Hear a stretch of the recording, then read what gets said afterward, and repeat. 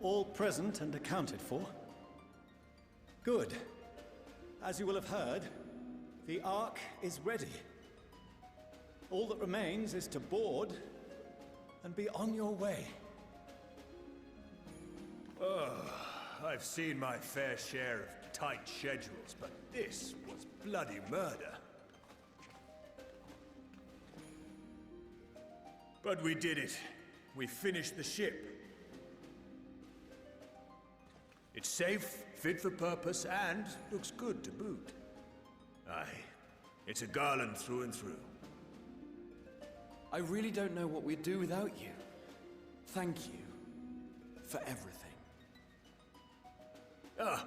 Don't mention it. Ever since that episode with Omega, I've been toying with the idea of starfaring vessels. And as they say, necessity is the mother of invention. We've learned a lot, let me tell you.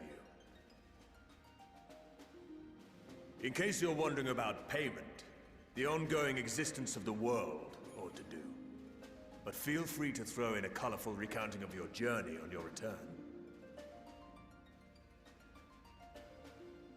So, have you thought of a name? A name? Wasn't everyone just calling it Father's teeny tiny toy boat? Well, seeing as its purpose has changed, I thought a more eloquent name was in order. I suggested as much to Fortuno, who seemed quite amenable to the idea.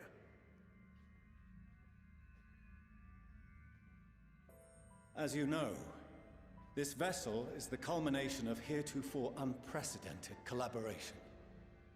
And though said collaboration is owed to the Scions, there is another whose noble deeds made our work possible.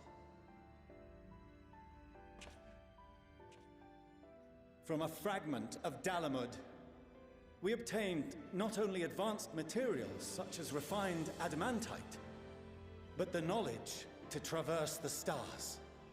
And this fragment would not have found its way to us had the Archon Louisois not fought to protect this world.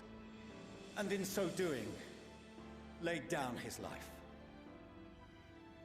Now that the vessel stands complete, I cannot help but wonder if it was more than mere happenstance. If it was my father's intention to guide us here. In the hopes that his guidance will see you all safely home, I name the vessel after that self-same fragment of Dalamud he delivered unto us.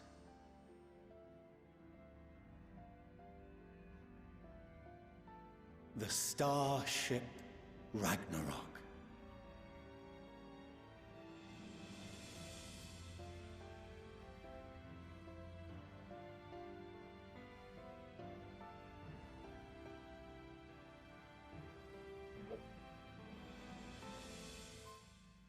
Sorry for the wait. I got everyone you asked for, and not a one less.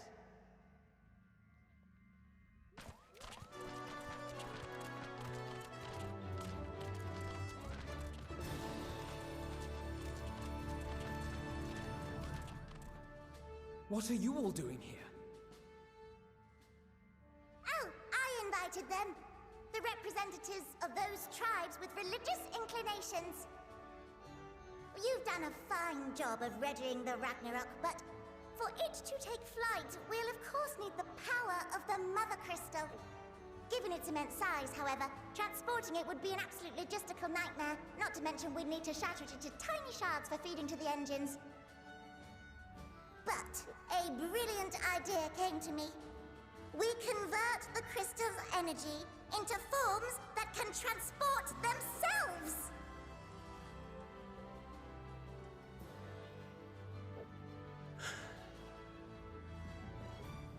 Thou wouldst employ summoning, or should I say its precursor, creation magics.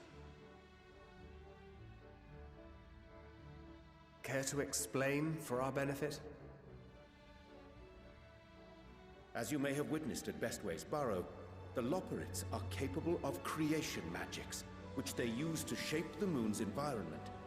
Yet simple though they make it seem, 'tis a highly advanced and exacting art.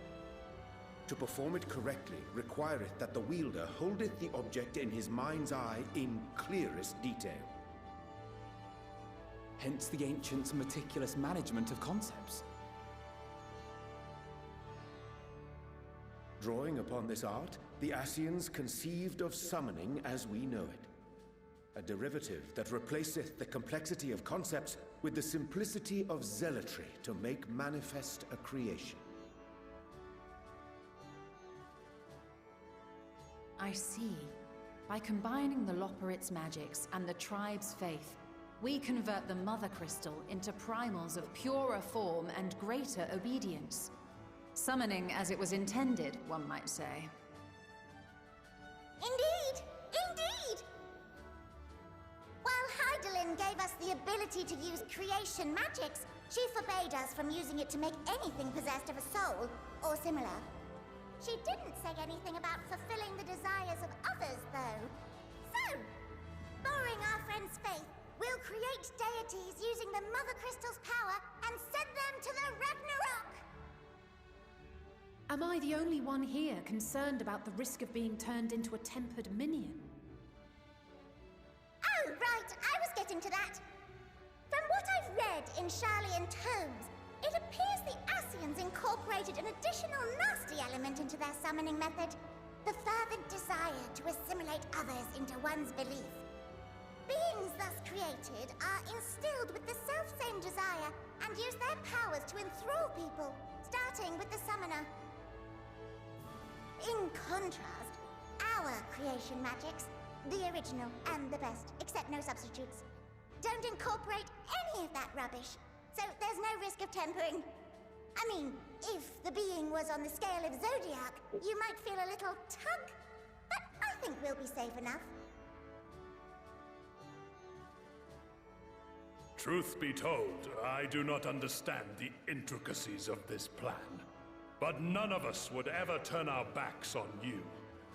When the avatars of our faith ran amok, you intervened without decrying we who birthed them. Where others vilified and suppressed us, you offered understanding and friendship.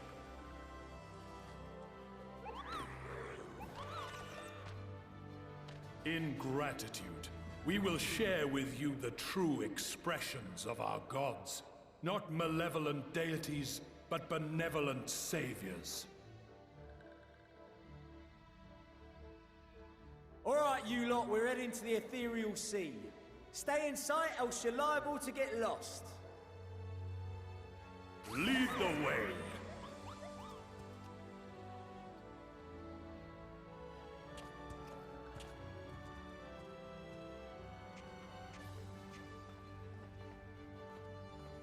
May we have a moment?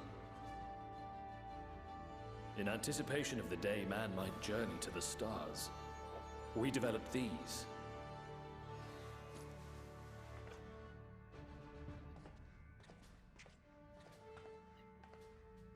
Portable teleportation devices. One for each of you, designed to work in tandem. Press the button on one, and in a matter of moments, all 8 will activate and send their owners back to the Ragnarok. There is no telling what hazards you may encounter. If you find yourself separated or lost, please do not hesitate to use them. Be safe, all of you, and come back.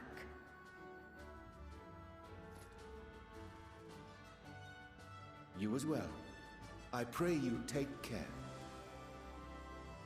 Looks like everything is in order, so I'll go ahead and board.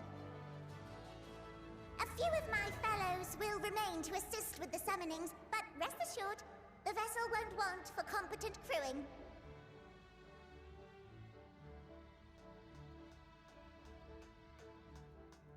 If you are ready, then you should board as well.